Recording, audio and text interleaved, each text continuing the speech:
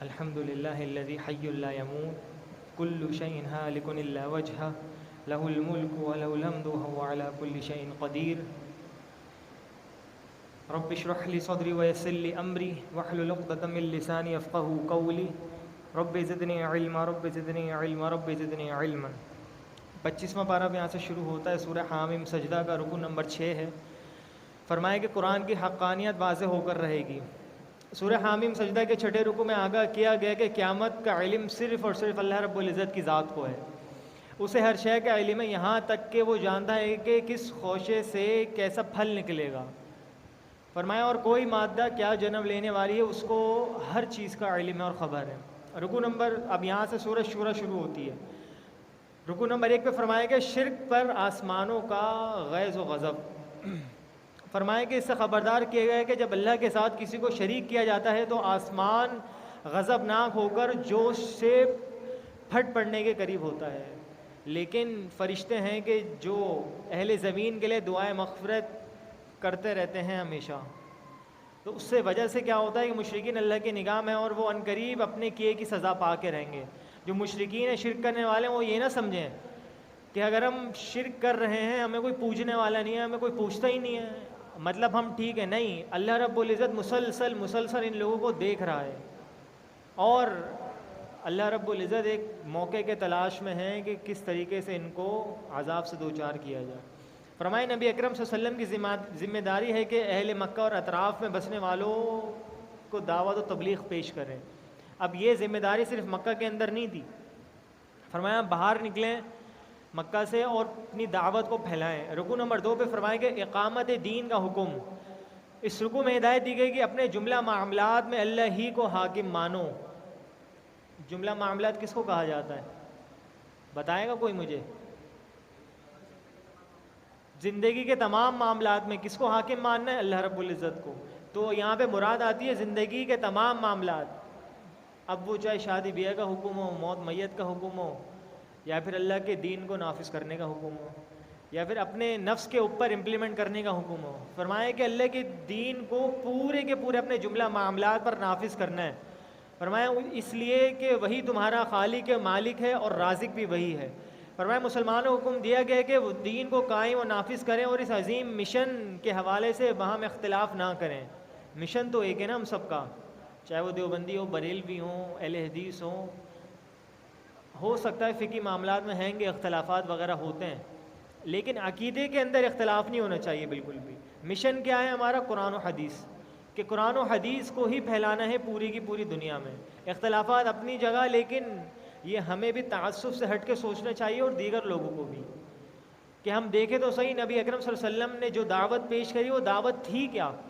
ذرا اپنے اس مسلک کی جھنڈے سے، مسلک کی جو چھوٹی چھوٹی مسجدیں بنا رکھی ہیں ہم نے اپنے مسلک کے نام پر، اس سے باہر نکل کے سوچیں، اپنے دماغ کو وسیع کر کے سوچیں تو پتہ چلے گا کہ قرآن و حدیث کا علم کیا ہے اور اس نے حکم کیا دیا ہے۔ فرمایا کہ یہی مشن تھا حضرت نوح علیہ السلام کا، حضرت موسیٰ کا، حضرت عیسیٰ، بلکہ تمام کے تمام انبیاء کا جن کو اللہ رب العزت نے دنیا کے اندر مبعوث فرمایا۔ رکو نمبر 3 میں فرمایا کہ کیا خود ساختہ معبودوں نے کوئی شریعت دی ہے؟ بالکل بھی نہیں دی۔ تو فرمایا کہ پھر تم کیوں پوچھتے ہو ان لوگوں کو؟ ہمارے آباء و اجداد نے کہا اس لیے ہم پوچھتے ہیں، اللہ ہم سب کو محفوظ رکھے۔ رکو نمبر 4 پہ فرمایا کہ اقامت دین کے لیے جد و جہد کرنے والوں کے اوصاف کیا ہوتے ہیں؟ فرمایا کہ وہ دنیا کی عارضی اور کمتر نعمتوں کے مقابلے میں آخرت کی دائمی اور ہمیشگی والی نعمتوں کو ترجیح دیتے ہیں ہمیشہ۔ وَالْآخِرَةُ خَيْرٌ وَأَبْقَىٰ إِنَّ هَٰذَا لَفِي الصُّحُفِ الْأُولَىٰ صُحُفِ إِبْرَاهِيمَ وَمُوسَىٰ۔ بے شک آخرت ہی ہمیشہ رہنے والی ہے اور ہمیشہ باقی رہنے والی ہے اور سب سے اچھی ہے، خیر والی ہے۔ اللہ نے فرمایا ان هذا لفی الصحف الاولیٰ، کہ یہ جو چیزیں نا ہم پہلے بھی صحف میں بیان کر چکے ہیں، صحف ابراہیم و موسیٰ، اور یہ جو چیزیں ہیں ہم ابراہیم کے صحف میں بھی اور موسیٰ کے صحف میں بھی بیان کر کے آ چکے ہیں۔ رکن نمبر 5 میں فرمایا کہ اللہ کی پکار پر لبیک کہو۔ اب اس رکوع میں للکارنے کے اسلوب میں دعوت دی گئی کہ اللہ کی پکار پر ہمیشہ لبیک کہو۔ اس سورہ مبارکہ میں اللہ کی ایک ہی پکار سامنے آئی، یعنی اللہ کے دین کو غالب کرنے کے لیے جد و جہد کرو کسی بھی طریقے سے۔ ایسا نہ ہو کہ تم تاخیر کرتے رہو اور موت یا قیامت کا وہ دن آ جائے جو پھر ٹلے گا نہیں کبھی بھی۔ اس روز انسان کے لیے کوئی پناہ گاہ نہ ہوگی اور نہ ہی اس کا کوئی عذر قابل قبول ہوگا۔ تو اس دن سے ڈرنا چاہیے جب قیامت کا دن آ جائے۔ اور ہم ہاتھ ملتے رہ جائیں کہ کاش میں کوئی عمل کر لیتا, کاش میں اللہ کے دین کے لیے کوئی کام کر لیتا. سورۃ الزخرف یہاں سے شروع ہوتی ہے کہ توحید کا بیان اور شرک کی مذمت. رکوع نمبر 1 پہ سب سے پہلے تو اللہ کے احسانات گنوائے گئے بندوں کو. اس رکوع میں بیان کیا گیا کہ سرکش قوموں نے ہر دور میں انبیاء علیہم السلام کا مذاق اڑایا. یہ بات ابھی سے نہیں چلتی ہوئی آ رہی. اللہ رب العزت نے شروع سے لے کر آدم علیہ السلام سے لے کر پیارے نبی صلی اللہ علیہ وسلم تک جتنے بھی نبی مبعوث فرمائے, کم و بیش حدیث کے اندر آتا ہے 1,24,000. تو تمام انبیاء کا مذاق اڑایا گیا, ان کو ستایا گیا, ان پہ ظلم و ستم کیے گئے. وہ قومیں قوت و وسائل میں مشرکین مکہ سے کہیں زیادہ آگے تھیں. آل فرعون کو دیکھ لیں, اور جو قومیں گزری ہیں, قوم عاد کو دیکھ لیں, قوم سمود کو دیکھ لیں, قوم نوح کو دیکھ لیں, قوم لوط کو دیکھ لیں, کس طریقے سے مشرکین مکہ سے آگے تھے. لیکن اللہ نے کیا کرا ان کا حال؟ زلزلوں کے ذریعے زمین میں دھسا دیا, کسی کی شکلیں مسخ کر دیں, کسی پر پتھروں کی بارش کر دی. فرمایا مشرکین مکہ اگر باز نہ آئے تو ایسے ہی انجام سے دوچار ہوں گے. اس چیز کو یاد رکھیں کہ اگر وہ لوگ اپنی اس روش سے باز نہ آئے نبی اکرم صلی اللہ علیہ وسلم کو ستانے سے, تو ان کا بھی حال وہی ہوگا جو دیگر قوموں کا ہوا. رکوع نمبر 2 پہ فرمایا کہ اللہ کا اذن اور ہے اور اس کی رضا اور ہے. اب اس رکوع میں ایک مسئلہ ہے, ذرا اس کو سمجھ لیں, سوچ لیں اچھے طریقے سے, کہ ایک تو ہوتا ہے اللہ رب العزت کا اذن.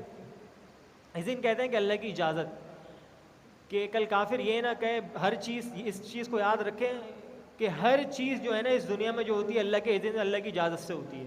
اب چاہے وہ برائی ہو یا پھر کوئی نیکی کا کام ہو. ہاں اللہ رب العزت نے جو اختیار دیا ہے بندے کو, وہ اہم چیز ہے یہاں سمجھنے کی. اللہ نے جو دماغ دیا ہے اسی لیے دیا انسان کو. اشرف المخلوقات جو بنایا ہے, اس کی بنانے کی وجہ صرف یہی ہے کہ اللہ نے اس کے سامنے 2 آپشنس رکھ دیے کہ میرے بندے یہ صحیح رستہ ہے اور یہ غلط رستہ ہے. اب تیرے اوپر ہے یہ, اب تو چاہے یہاں پہ چل, یہاں پہ چل. اللہ نے اذن, اللہ کی اجازت ہے, بالکل ہے کہ بندہ گناہ کرتا ہے اللہ کی اجازت سے ہوتا ہے, بالکل. لیکن اللہ کی رضا اس کے اندر شامل نہیں ہوتی, ٹھیک ہے نا. اللہ کی اجازت تو ہے, اللہ نے یہ بھی بتا دیا یہ ناراضگی والا عمل ہے, لیکن اللہ کی اجازت ہے. لیکن اللہ کی اس کے اندر رضا شامل نہیں. اللہ کی رضا کس چیز میں شامل ہوتی ہے؟ نیکی کے کاموں میں. تو پتہ یہ چلا اللہ رب العزت تمام تر چیزوں کو اسی سے اجازت ملتی ہے. تو انسان جو گناہ کرتا ہے اس کی اجازت سے ہی ہوتا ہے. لیکن انسان یہ کل قیامت کے دن نہ کہہ دینا کہ اللہ تیری اجازت سے کرا تھا. اللہ نے تو فرما دیا اس قرآن کے اندر کہ میں نے تمہیں 2 رستے دکھا دیے, شاکرین میں سے بن جاؤ یا پھر میرا کفر کرنے والوں میں سے بن جاؤ. اب یہ تمہارے اوپر ہے. اور اللہ نے کیا فرمایا؟ وَقَلِيلٌ مِّنْ عِبَادِهَا الشَّكُورُ, کہ میرے بندوں میں سے بہت ہی کم بندے ہوتے ہیں جو شکر کرنے والے ہوتے ہیں. اللہ ہمیں ان کم بندوں میں شامل فرما دے. تو اللہ رب العزت کی رضا کس چیز کے اندر ہے؟ نیکی کے اندر. رکوع نمبر 3 پہ فرمایا کہ اہمیت دولت کی نہیں پاکیزہ کردار کی ہے. جس طریقے سے پہلے بھی بیان ہو کے آ چکی ہیں یہ چیزیں کہ اللہ رب العزت کہ ہاں کوئی دولت, کوئی بڑا کردار کوئی اہم نہیں رکھتا کہ کوئی شکل و صورت میں بڑا اچھا ہو, حسین ہو, لمبا قد کا مالک ہو. نہیں, اللہ رب العزت کو چاہیے با کردار شخص, با عمل شخص. بے دین نہیں چاہیے اللہ کو. حضرت بلال رضی اللہ عنہ بہت ہی گورے تھے نا, گورے تھے نا حضرت بلال. کون تھے؟ حبشی غلام, اور وہ بھی غلام. اللہ رب العزت نے ان کی قدر و قیمت منزلت کہاں تک پہنچا دی. نبی اکرم صلی اللہ علیہ وسلم فرماتے ہیں بلال چلتا یہاں پر ہے لیکن قدموں کی آواز جنت میں. یہ آپ دیکھیں عمل کیا ہے, عمل کر کے دکھا دیا. فرمایا پیارے نبی صلی اللہ علیہ وسلم نے بلال کیا عمل کرتے ہو؟ کہ اللہ کے نبی اسلام کبھی بھی جو ہے نا وضو اگر میرا ٹوٹ بھی جائے تو میں کوشش کرتا ہوں ہمیشہ با وضو رہوں. بہت اچھا عمل ہے. اور پھر فرمایا اللہ کے نبی اسلام میری کوشش یہ ہوتی ہے با وضو ہونے کے بعد 2 رکعت بس پڑھ لوں. جس طریقے سے میں نے پہلے بھی روایتیں پیش کری تھی کہ نبی اکرم صلی اللہ علیہ وسلم سے ایک صحابی نے پوچھا, اللہ کے نبی اسلام نے ایک صحابی کو کہا سل, آج مانگو جو مانگنا ہے مجھ سے. تو کہا کہ مرافقتک اسالک مرافقتک فی الجنہ, میں آپ سے مرافقت مانگتا ہوں آپ کی جنت میں. فرمایا کہ میں مرافقت چاہیے, ساتھ چاہیے تو نفل نماز زیادہ پڑھا کرو. حضرت بلال یہی کرتے تھے. رکوع نمبر 4 میں فرمایا کہ شیطان کس پر مسلط کیا جاتا ہے. وَمَن يَعِشُ عَن ذِكْرِ الرَّحْمَٰنِ, فرمایا کہ جو شخص بھی اللہ رب العزت کے ذکر سے ادھر ادھر ہونا شروع ہو جاتا ہے تو اللہ رب العزت ایک شیطان اس کے اوپر مسلط فرما دیتے ہیں. اب وہ چاہے انسانی شکل میں ہو یا جنات کی شکل میں ہو. جو ہم کہتے ہیں نا کہ آئے دن مسئلے مسائل لے کر آتے ہیں, یار زندگی کے اندر سکون و چین نہیں ہو سکتا ہے کسی نے میرے پر کچھ کروا دیا ہے. بالکل کروایا بھائی. تمہارا نفس ہی سب سے بڑا تمہارا دشمن ہے, تمہارا شیطان ہے, جو تمہیں اللہ رب العزت کی اطاعت سے روکتا ہے, نماز پڑھنے سے روکتا ہے. تو یہی بات ہے, جب تک انسان اللہ کا ذکر و اذکار نہیں کرے گا, اس کی زبان پہ ذکر نہیں رہے گا, تو اس کے اوپر شیطان حاوی رہے گا. اور حدیث کے اندر بھی آتا ہے کہ خالی جو دماغ ہوتا ہے شیطان کا گھر ہوتا ہے. اب اس دماغ اور دل کے اندر چاہے رحمان کو بسائیں یا شیطان کو بسائیں. فرمایا رکن نمبر 5 پہ آل فرعون کی بدنصیبی. یہ اس میں آل فرعون کے بارے میں بتایا کہ جو ہم پہلے سن کے آ چکے ہیں کس طریقے سے اللہ رب العزت کی اس نے نافرمانی کری. رکن نمبر 6 پہ حضرت عیسیٰ قیامت کی ایک نشانی ہے. فرمایا اس میں مشرکین مکہ کی حضرت عیسیٰ سے دشمنی کا رد کیا گیا کہ مشرکین دعویٰ کرتے تھے کہ ہمارے معبود فرشتے ہیں, جو عیسائیوں کے معبود حضرت عیسیٰ علیہ السلام سے بہتر ہیں. حضرت عیسیٰ انسان تھے اور کئی بشری کمزوریوں کے حامل بھی تھے. جس طریقے سے انسان کے اندر کمزوریاں ہوتی ہیں ویسے ہی انبیاء علیہ السلام کے اندر بھی کمزوریاں ہوتی تھیں, لیکن کیا اللہ رب العزت نے ان کو بالکل کامل و اکمل بنا دیا تھا. کس وجہ سے؟ لوگوں کے لیے, نمونے کے لیے. فرمایا ان کے ماننے والے تو یہ تصور رکھتے ہیں کہ انہیں صلیب پر لٹکا دیا گیا ہے. اللہ نے فرمایا کہ حضرت عیسیٰ علیہ السلام اللہ کے بندے تھے اور پاکیزہ کردار کی بہترین مثال تھے. وہ قیامت کی ایک نشانی ہیں.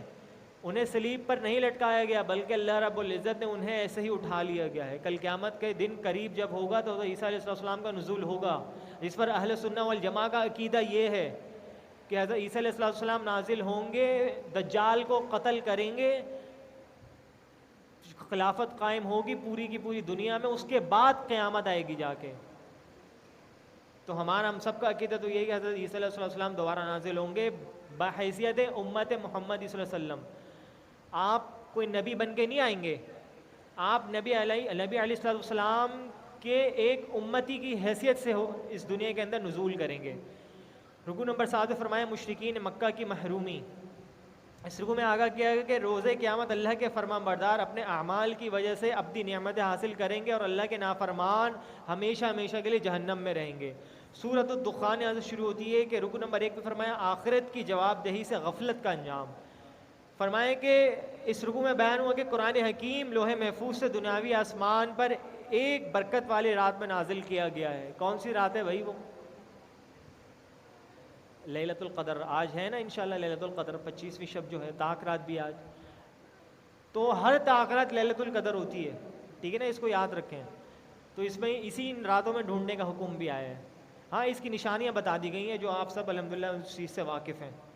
فرمایا کہ اس کو ایک بابرکت رات میں نازل کیا گیا. اس قرآن مجید کو لوح محفوظ پہ لکھا ہوا تھا. یہ اس کو وہاں سے اللہ رب العزت نازل کرے اس دنیا پر, آپ علیہ السلام کے قلب پر, آپ کے دل پر.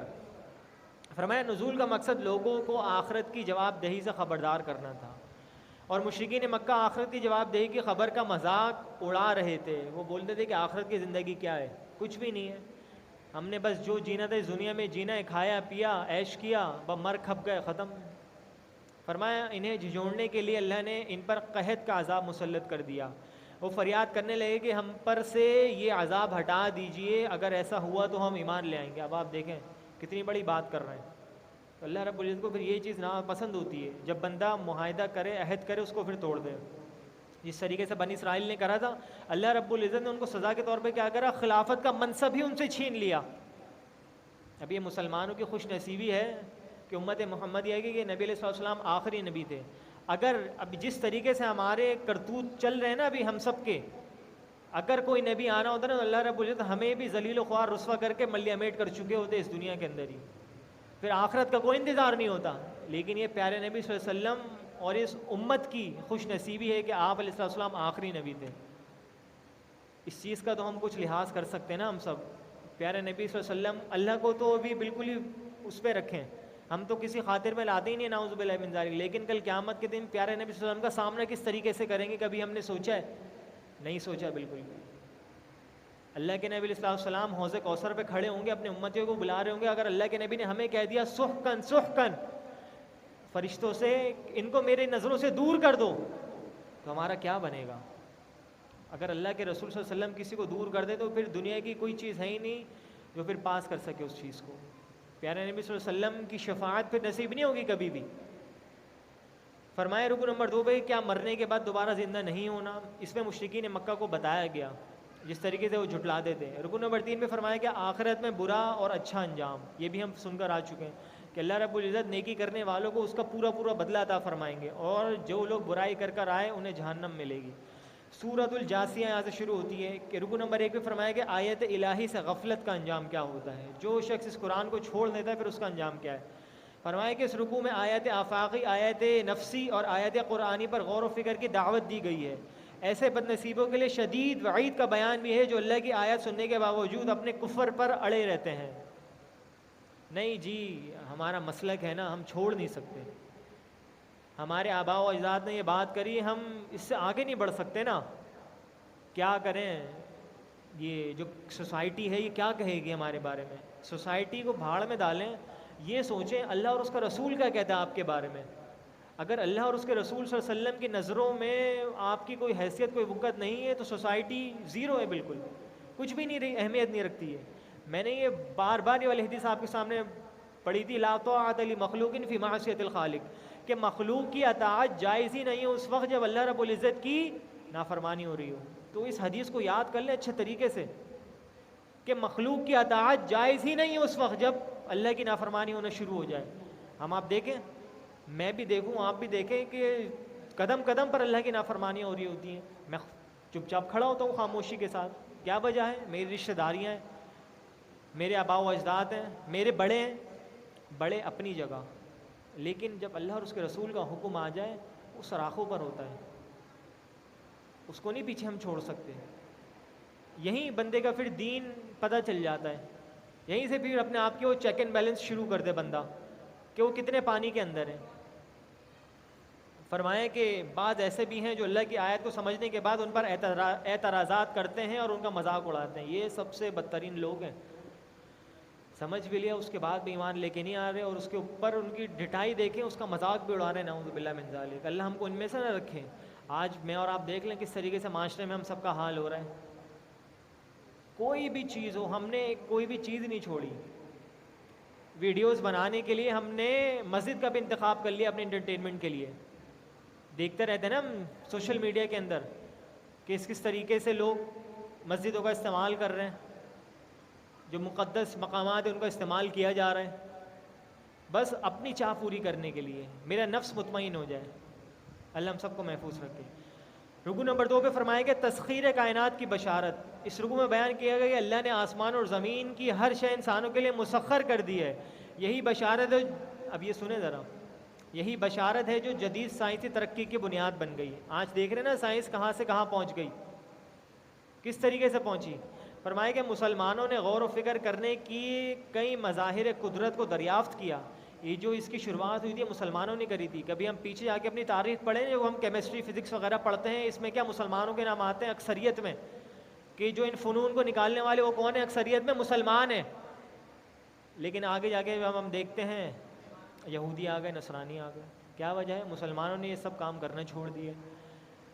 اب کیا ان لوگوں نے کیا کرا؟ اگر مسلمانوں کو ہم اس طریقے سے تو مار نہیں سکتے, افرادی قوت سے تو مسلمانوں کو کبھی مار ہی نہیں سکیں گے. آپ یاد رکھیے گا, یہ جو یہودی ہیں یہ بڑے شاطر ہوتے ہیں اصل میں.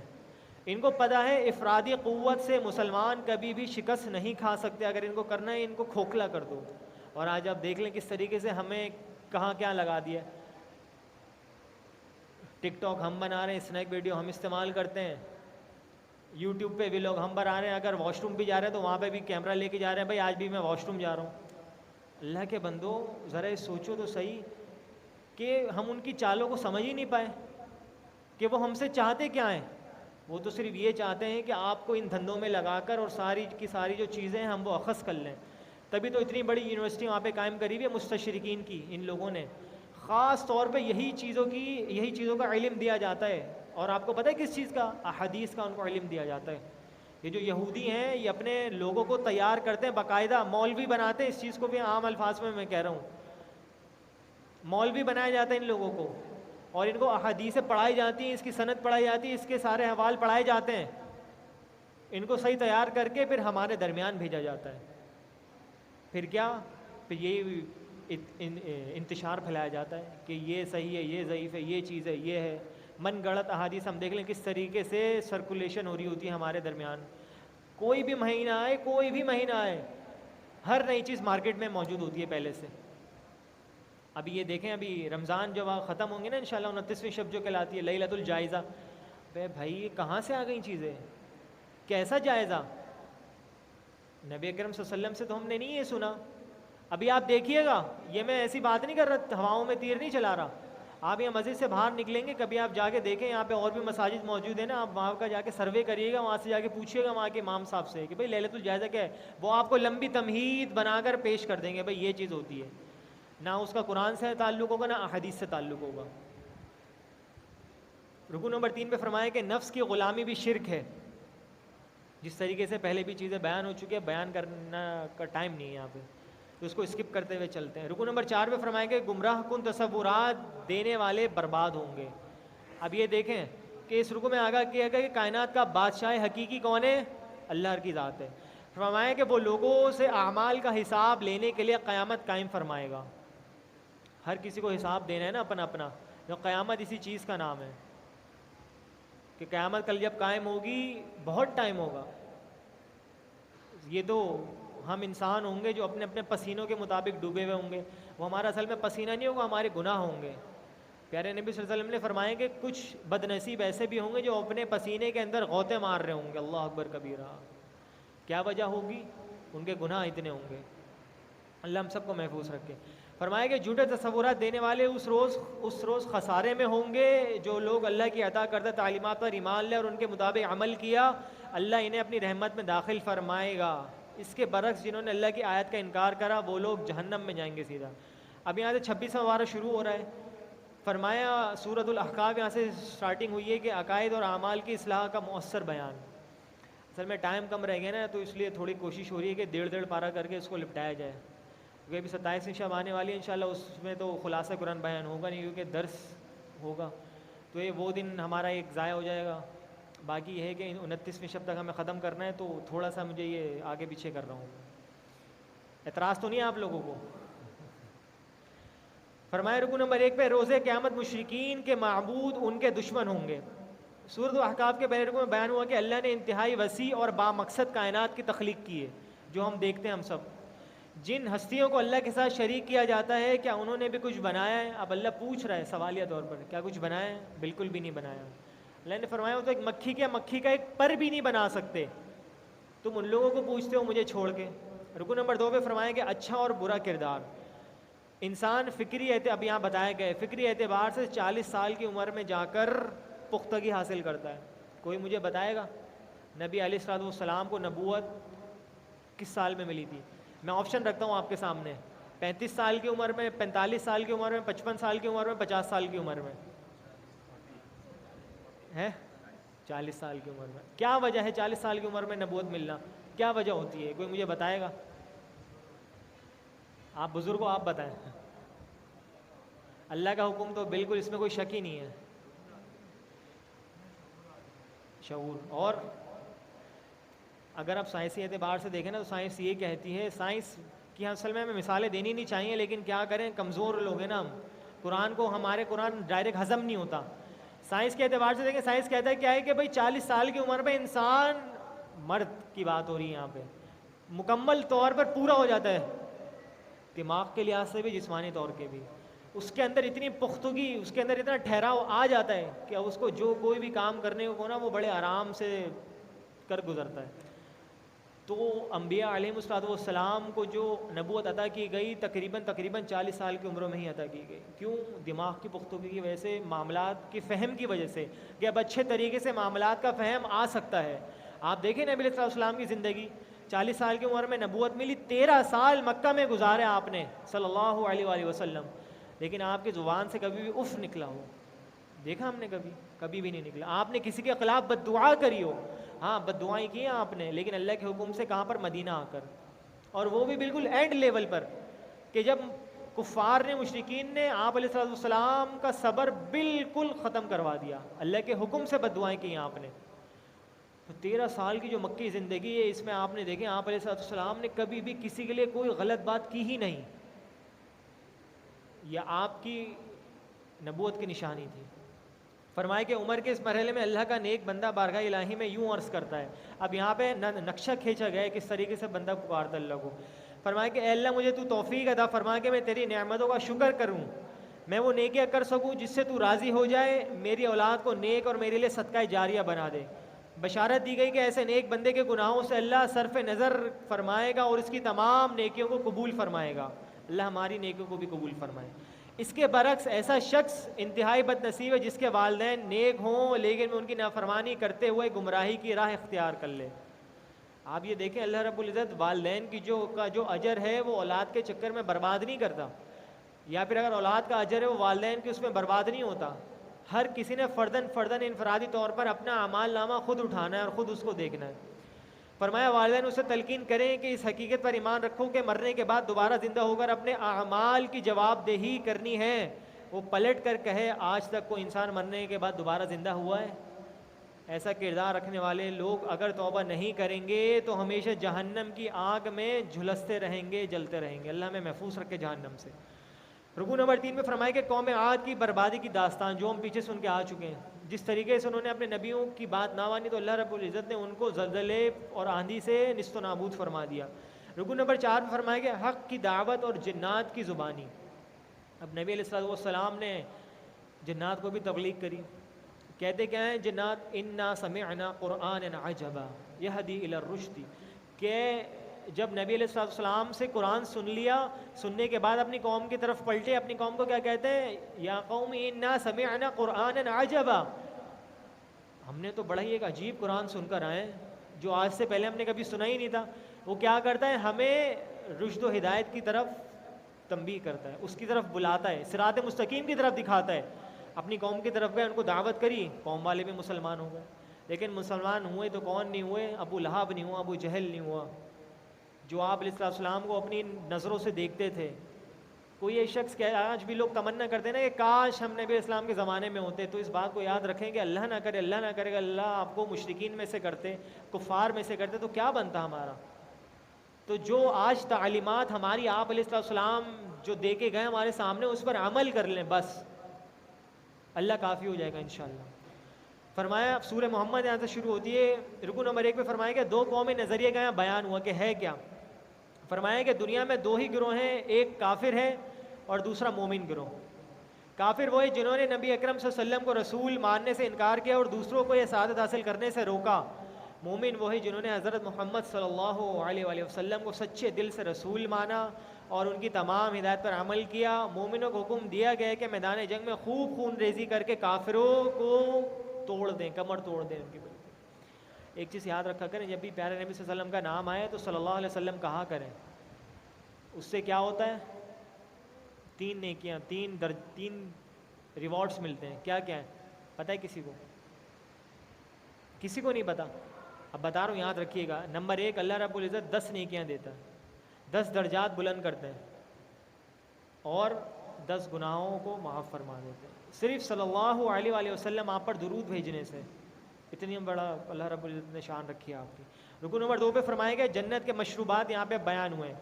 بیان ہوا کہ کافروں کے لیے آخرت میں کوئی خیر نہیں، دنیا میں وہ جانور کی طرح کھا پی رہے ہیں لیکن اور مختلف نعمتوں سے فائدہ اٹھا رہے ہیں، لیکن آخرت میں ان کے لیے کچھ بھی نہیں ہے۔ فرمایا کہ اپنی ضروریات پوری کرتے ہیں، لہٰذا ان کے لیے آخرت میں ایسے باغات ہیں۔ اور اس کے برعکس وہ لوگ ہیں مومنین کہ جو اس دنیا کے اندر محدود زندگی گزار رہے ہیں، لمیٹڈ، کہ اللہ رب العزت کی جو ریسٹرکشنس ہیں اس کے اوپر عمل کر رہے ہیں کہ اس سے باہر نہیں نکل رہے ہیں۔ فرمایا ان کے لیے آخرت میں ایسے باغات ہیں جن میں تازہ پانی ہوگا۔ اب یہاں پہ تازہ پانی کے اللہ رب العزت اس لیے ذکر کرے کہ پانی ہوتا ہے نا، وہ پڑے کیا ہو جاتا ہے؟ گدلا ہو جاتا ہے کبھی، لیکن جنت میں ایسے پانی کا بیان کیا گیا کہ وہ جتنا لمبا چاہے رہے وہ ہمیشہ تازہ کا تازہ رہے گا۔ کبھی ہم دیکھیں نا، کبھی کنویں سے نکلتا ہے، آبشاریں بہہ رہی ہوتی ہیں، کتنا تازہ پانی ہوتا ہے، اس کو پینے میں کتنا مزہ آتا ہے، دل خوش ہوتا ہے، دماغ بھی فریش ہو جاتا ہے۔ تو اللہ نے فرمایا جنت ایسی ہے جس کے اندر ہر چیز ہی تازی ہے بالکل۔ فرمایا جنت میں تازہ پانی ہے، خالص دودھ ہے، پاکیزہ شراب اور صاف و شفاف شہد کی نہریں ہیں۔ فرمائے کہ اور طرح طرح کے میوے ہوں گے اس جنت میں، اللہ ہم سب کو اس جنت کا وارث بنا دے۔ رکوع نمبر 3 پہ فرمایا کہ انکار حدیث منافقانہ روش ہے۔ اب جو لوگ صرف قرآن پر عمل کرتے رہتے ہیں اور کہتے ہیں کہ بھئی حدیث سے تو ہمارا کوئی تعلق ہی نہیں ہے، تو ان کے لیے یہ وعید ہے سب سے بڑی کہ قرآن ہے تو حدیث ہے، حدیث ہے تو قرآن ہے۔ قرآن و حدیث یہ دونوں ایک دوسرے سے لازم و ملزوم ہیں. اگر میں نے ایک کو چھوڑا تو دوسرے سے میری نجات نہیں ہوگی. تو پتہ یہ چلا یہ دونوں آپس میں چیزیں ملی ہوئی ہیں, جڑی ہوئی ہیں. رکو نمبر 4 میں فرمایا کہ دین کے غلبے کے لیے مال و جان لگاؤ ورنہ محروم کر دیے جاؤ گے. فرمایا اس رکو میں ہمارے لیے ہلا دینے والا مضمون ہے کہ اللہ ہمیں دعوت دے رہا ہے کہ ہم اس کے دین کی سربلندی کے لیے مال و جان کے ساتھ بھرپور جد و جہد کریں. البتہ اللہ کا دین ہماری قربانیوں کا محتاج نہیں بلکہ ہم اس کے در کے فقیر ہیں. اس چیز کو یاد رکھیں. میں نے ایک پہلے بھی حدیث قدسی بیان کری تھی کہ اللہ نے فرمایا کہ سارے کے سارے تم میں سے انسان و جن پچھلے اگلے سب جمع ہو جائیں اور میری اطاعت کرنا شروع کر دیں تو میری بادشاہت میں ذرہ برابر بھی فرق نہیں پڑنے والا اور کمی نہیں آنے والی. اور اگر سارے کے سارے تم سب جمع ہو جاؤ, سب لوگ نافرمانی کرنا شروع کر دو تو میری بادشاہت اور اس میں کوئی ذرہ برابر فرق نہیں پڑے گا, مجھے کوئی فرق نہیں پڑتا. یہ سب چیزیں کس لیے؟ انسان تمہارے لیے. سورۃ الفتح یہاں سے شروع فتح فرمائیں کہ صلح حدیبیہ کھلی فتح تھی مسلمانوں کے. جس طریقے سے ہم پہلے بیان کر چکے ہیں کہ صلح حدیبیہ کے بارے میں کہ مسلمانوں کو روک دیا گیا تھا, پھر اللہ کے نبی صلی اللہ علیہ وسلم نے وہیں پر سب کے حرام کھلوا دیے تھے. عمرہ کرنے کے غرض سے گئے تھے لیکن وہاں پہ صلح کرنی پڑی ہے. رکو نمبر 2 بھی فرمایا کہ اللہ کی راہ میں نکلنے سے گریز کا کوئی جواز نہیں. فرمایا کہ اس موقع پر منافقین نبی اکرم صلی اللہ علیہ وسلم کے ساتھ شریک سفر نہ تھے صلح حدیبیہ کے اندر. انہیں اندیشہ تھا کہ اگر ہم عمرے کی ادائیگی کے لیے بغیر ہتھیاروں کی مکہ کی طرف گئے تو مشرکین ہمارا خاتمہ کر دیں گے. جب آپ صلی اللہ علیہ وسلم صلح حدیبیہ کے بعد واپسی آئے تو انہوں نے جھوٹے بہانے پیش کیے کہ ہم گھریلو اور کاروباری مشکلات کی وجہ سے آپ صلی اللہ علیہ وسلم کے ساتھ نہ جا سکے. اللہ نے فرمایا کہ ان کی گھر پر موجودگی ان کے کام بنا سکتی تھی لیکن انہیں کسی نقصان سے بچا سکتی تھی. کہ دیکھیں ان کا برا گمان تھا کہ اب رسول اللہ صلی اللہ علیہ وسلم اور صحابہ کبھی واپسی نہ آئیں گے. یہ لوگ سوچ بیٹھے تھے کہ صلح حدیبیہ جو کرنے گئے عمرے کے غرض سے گئے, اب تو مشرکین ان کا خاتمہ کر دیں گے. اس وقت تک منافقین کے دل کے اندر یہ کھٹکا لگا ہوا تھا کہ یہ لوگ حق پر ہیں بھی یا نہیں. تو اللہ رب العزت نے کیا فرمایا کہ اب ان کی کبھی بھی مغفرت نہیں ہو پائے گی. آپ علیہ الصلوۃ والسلام 70 یا 100 مرتبہ ان کے لیے استغفار کر لیں, اللہ رب العزت ان کو کبھی بھی معاف نہیں کرے گا منافقین کو. رکو نمبر 3 میں فرمایا کہ بیت علی الموت کرنے والوں کے لیے بشارتیں. صلح حدیبیہ کے اوپر نبی علیہ السلام نے بیعت لی تھی نا, نبی علیہ السلام کا ہاتھ نیچے تھا, تمام صحابہ کا ہاتھ اوپر, اور اس کے اوپر اللہ کا ہاتھ. کس چیز پہ بیعت لی تھی؟ موت پہ. صحابہ سے پوچھا کسی نے صلح حدیبیہ پہ آپ نے کس چیز پہ بیعت لی ہے؟ فرمایا ہم نے بیعت لی تھی کہ موت کے اوپر بیعت لی ہے. اب جائیں گے تو یہاں سے سبھی جائیں گے ورنہ تو کوئی بھی نہیں جائے گا. فرمائے کہ اس رکوع میں اللہ نے ان صحابہ کو اپنی رضا کی بشارت دی جنہوں نے خون عثمان رضی اللہ عنہ کا بدلہ لینے کے لیے نبی اکرم صلی اللہ علیہ وسلم کے ہاتھ پر بیعت علی الموت کی. اللہ انہیں انعام کے طور پہ فتح خیبر سے نوازے گا. اب یہ صلح حدیبیہ کے بعد خیبر کا معرکہ تھا جس پہ حضرت علی رضی اللہ عنہ کو اللہ کے نبی علیہ السلام نے علم پکڑایا تھا, جھنڈا پکڑایا تھا, ان کو امیر بنایا تھا اس کا. اب یہ اس کی بشارت تھی صلح حدیبیہ, اس کی بشارت تھی کہ اب مسلمانوں کو فتح ملنے والی ہے, فتح خیبر. بڑی مقدار میں مال غنیمت سے فیضیاب ہوں گے اور بہت سارا مال غنیمت ملے گا.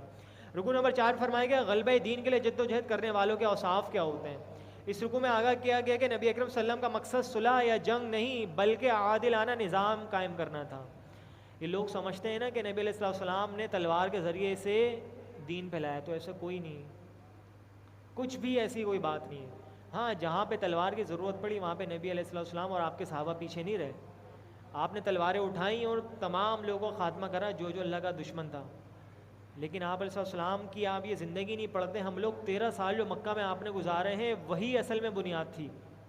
وہاں سے صحابہ اکرام کے ذہن بنے, وہاں سے پختگی آئی عقیدے کے اندر.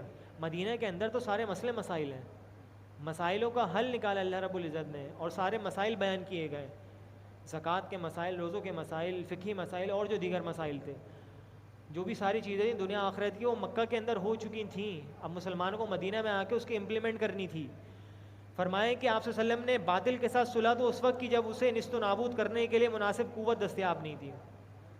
فرمایا مناسب قوت فراہم ہوتے ہی باطل کے خلاف فیصلہ کن اقدام کر کے حق کو غالب کر دیا. غلبہ دین کے مشن میں آپ صلی اللہ علیہ وسلم کا ساتھ دینے والے صحابہ کی یہ شان ہے کہ وہ دین کے دشمنوں کے معاملے میں انتہائی سخت اور دین کی خدمت کرنے والوں کے معاملے میں بہت ہی نرم دل ہوتے ہیں.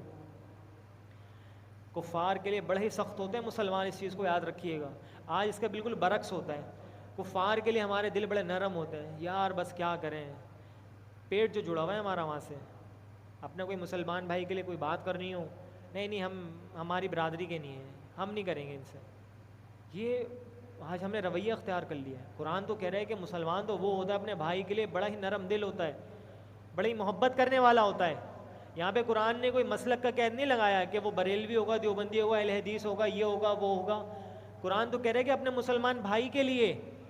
مسلمان تو ہے نا، وہ بھلے سے ان کے اندر جتنے بھی مسئلے مسائل ہیں لیکن ہے تو مسلمان نا. فرمایا کفار کے لیے ہمیشہ مسلمان سخت ہوتا ہے. اور کیا ہوتا ہے؟ سیماہم فی وجوہہم من اثر السجود. مومن تو وہ ہوتا ہے جس کا چہرے سے اس کے سجدے کے آثار پتہ چل رہے ہوتے ہیں. فرمایا کہ کثرت سجود سے روحانیت کا نور ان کے چہروں پر جگمگا رہا ہوتا ہے. اتنے سجدے کرتے ہیں کہ اللہ رب العزت نور چہروں پر ڈال دیتے ہیں.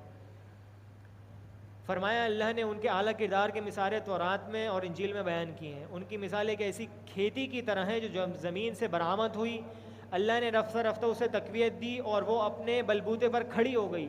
کھیتی لگانے والے رسول اللہ صلی اللہ علیہ وسلم اپنی محنت کے ثمرات دیکھ کر خوش ہو رہے ہیں، اور کافر اس پر سرسبز و شاداب گلستان دیکھ کر حسد کی آگ میں جل رہے ہیں. کافروں کو یہ چیز پسند نہیں ہوتی کہ مسلمان مل جل کر رہے ہیں. اللہ تعالیٰ سے دعا کریں اللہ تعالیٰ ہم سب مسلمانوں کو ایک کر دے اور اپنے دین پر عمل کی توفیق عطا فرمائے. وما علینا الا البلاغ.